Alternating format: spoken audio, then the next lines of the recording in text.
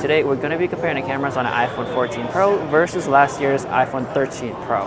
And I'm at the airport right now because I'm going to see JV over at San Diego, so I might as well compare the two during this whole trip. Let's do a quick mic test. Testing 1 2 1 2. This is what it sounds like on an iPhone 14 Pro. Testing 1 2 1 2. This is what it sounds like on an iPhone 13 Pro.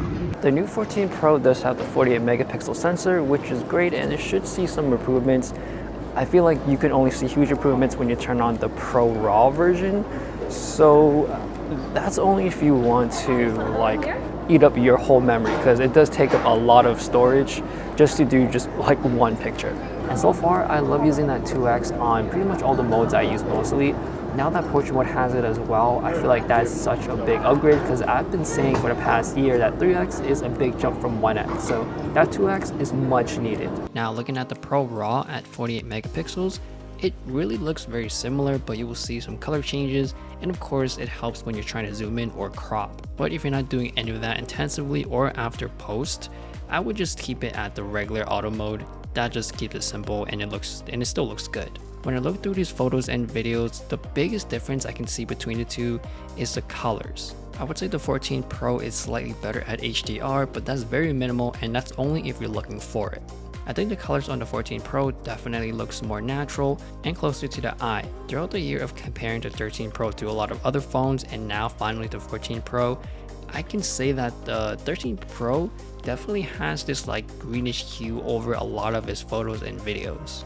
And that greenish tint look definitely gives it away that it's the iPhone 13 Pro if I do any blind comparisons. But before I go any further, definitely I would want to congrats JV and Issa for the engagement. It was really nice of JV to invite me to see the surprise proposal, and also we just pretty much celebrated afterwards. But looking at the 14 Pro and the 13 Pro side by side, I feel like you don't really see a substantial upgrade, or it's not worth upgrading in my opinion to the new phone for the new camera. Apple did mention a lot of the photonic engine, which helps with the lower light photography and probably video as well, but looking at these two side by side, I don't see a huge difference. In terms of camera experience, of course they're the same thing because it's an iPhone, but with the 2x option now, that's probably the best thing that happened. When I want to zoom in just a little bit, the 2x is perfect. I think the 3x sometimes is just too much.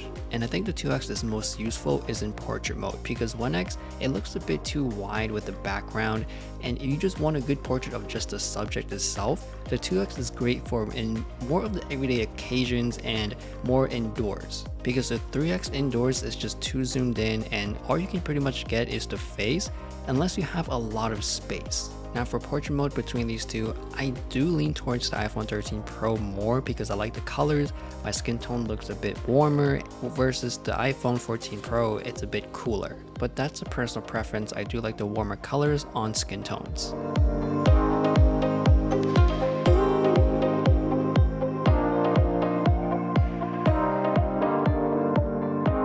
A new mode on iPhone 14 is the action mode, which I compared to with the iPhone 14 versus 13 video, which makes a big difference when you're running or when you're just doing more of the sportsy stuff.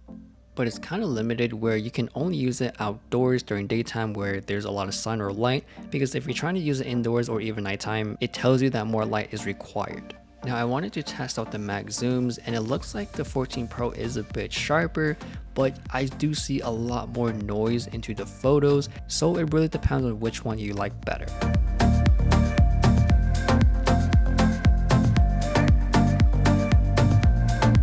Now moving on to the Instagram camera app, they both look very identical. I would say the iPhone 13 Pro is just slightly more saturated. And I do notice the background blur on the 14 Pro is also more blurrier as well. Given that the iPhone is pretty optimized using the Instagram app, I'm not too worried about any degradation in terms of the video quality or image quality using it on an iPhone versus an Android phone. For the most part, it's very smooth when you're using it. The only time where I can see a bit of a jittery jump is just when you're switching over to the telephoto lens when you're zooming in.